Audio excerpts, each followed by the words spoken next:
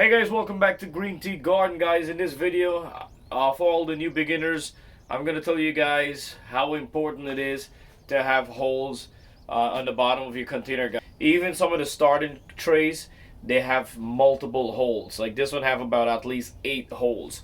So you can see these containers came pre-drilled, so it's already had the holes from whichever company I got it from. Check in the link in the description box, guys. I do have links for these containers there.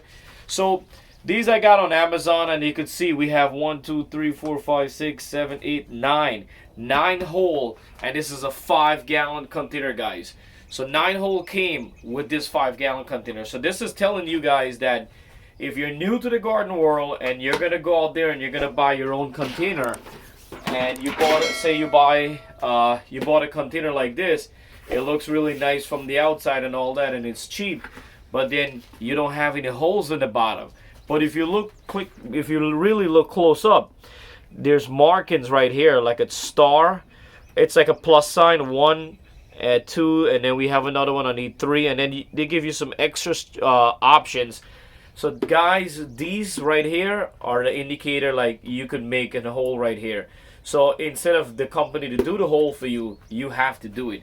So if you're now starting off in the garden, guys, it's very, very important to drill holes on the bottom of your container. Reason number 1 why. The main reason, guys, is excess water. If you're watering your plant and say you accidentally pour too much water, how can you get back some of that water out? You can't just dump it out because you have your plant in the soil. You make a hot mess.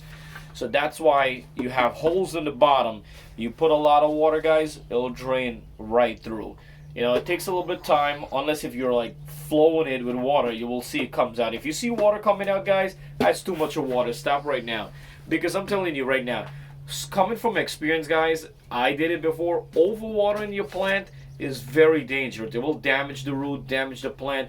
It'll make your soil turn green. Wet green, and after that your plant will take a longer time to grow, sometimes even going, you know, it will die. So you have to be careful from hurting the plant. So do not overwater, guys, and the number 1 thing if you do is to make holes. Now what about if you have a container that filled with soil, a massive container, a big container that filled with soil, and you can't get to the bottom? That's fine. Come to the side of the container all the way to the bottom and make a couple holes. So this is probably like a 1 gallon, 2 gallon container. 3 to 4 hole on this is perfect, guys. If you like, you see the 5 gallon had about 9 holes on the bottom. Even guys, even the starter trays, you could see multiple holes. That's to let you know if it's a seedling, it's a seed. If you overwater, the water will come right through, so you still have a plant. The other reason, guys, the oxygen is the air. You need more air in your soil and your plant, and it helps it really. It gives it a really good boost to grow. So definitely with the excess, getting the excess water out and oxygen coming in with the root and the plant, I'm telling you guys, you're gonna have a more better grow, and actually your plant surviving the process, and you know, giving you guys some fruit or veggies or whatever you guys planting. And it's easy, guys, to make hole. You know, you want to make sure if you get like this cheap containers, you got to be careful with those cheap containers. You poke them too hard, they could break. So you could either take like a hammer or nail, old school, nailed it in from the bottom like this, and then twist the nail, pull it out. That's old school. What I normally do, sometimes I use the sheetrock knife when I'm lazy, because I do walk around in a sheetrock knife in the backyard, so I have one in my pocket. So basically when you could just cut out the X right here, or just cut like a circle like this, and just pop it right down. So that's easy. But if you want to do it clean and nice and neat, what you could do is to get yourself one of the drill guns, if you do have one handy. And what I have here is the drill bit. This is like for wood and plastic. Lost one right there. So you can see it comes with all different size. So it all depends. You don't need too much. You don't want to make the hole too big. My finger could literally like fit through, and it stops halfway there from this hole. So you can see the size of it. It's pretty decent. This is a bigger size, and this is a 5-gallon container, guys. And this 5-gallon container, so far I plant so far in a 5-gallon container I planted almost a lot of plants. I'm talking a lot of plant. I'm talking about from sweet peppers, scallions, eggplant. I planted so much stuff in this 5-gallon plant, and it's really good.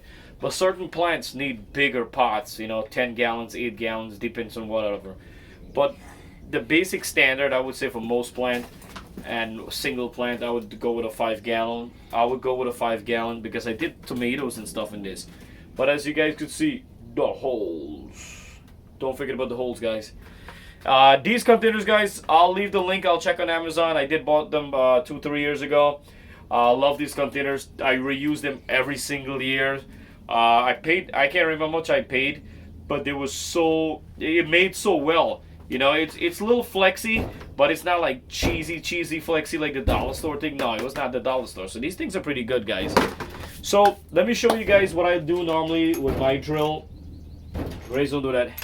With a drill gun, guys, it's easy. Basically, what you figure out your spot right here, and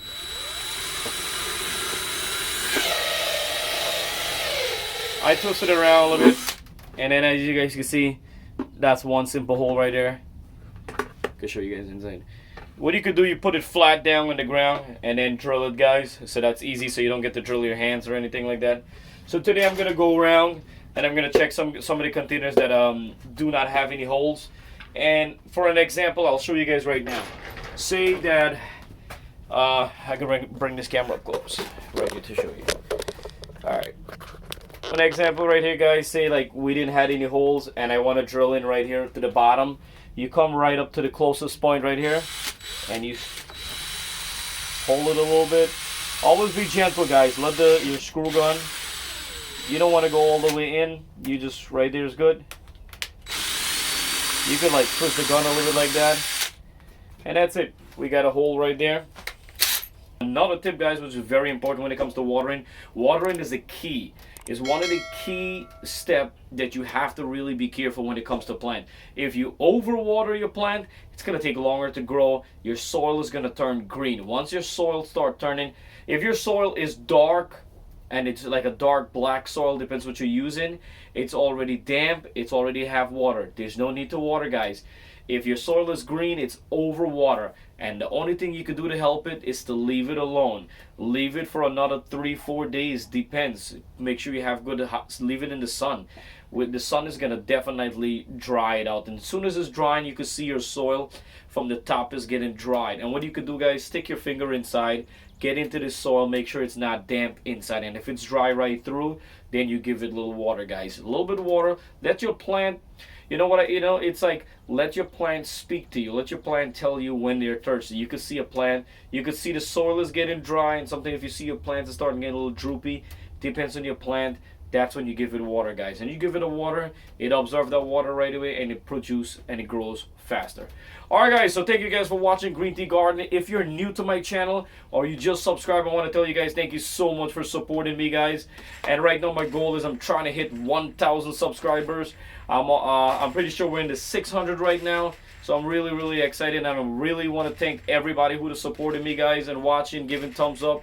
Also, if your friends and family need garden videos or tips, please share my videos. And I got more videos coming up on Greentgarden. The weather's getting really nice in New York. Do not want to jinx it right now.